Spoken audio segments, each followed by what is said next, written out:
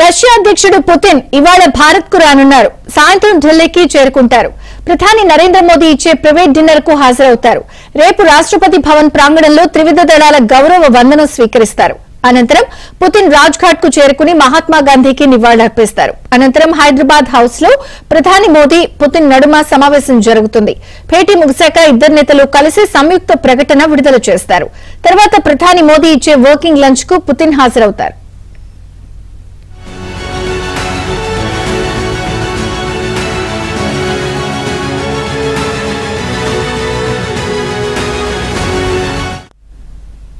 ఢిల్లీలోని భారత మండపంలో ఫిక్కీ నిర్వహించే ఒక కార్యక్రమంలో పాల్గొంటారు పుతిన్.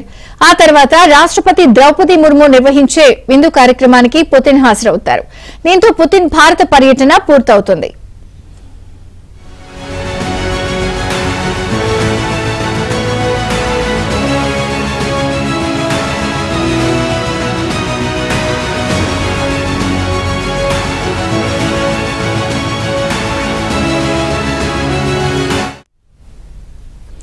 పుతిన్ తో పాటు ఈ పర్యటనకు వస్తున్న రష్యా రక్షణ మంత్రి ఆంద్రే బొలోసోవ్ రాజ్నాథ్ సింగ్ తో ఇవాళ భేటీ కానున్నారు.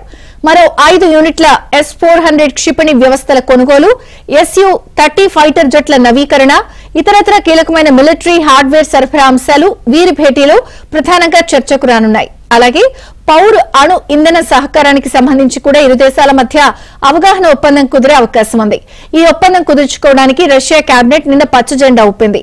పుతిన్ పర్యటన నేపథ్యంలో NSG కమాండోలు, స్నైపర్లు, డ్రోన్లు, ఏఐతో 5 అంచెల భద్రత ఏర్పాటు చేశారు.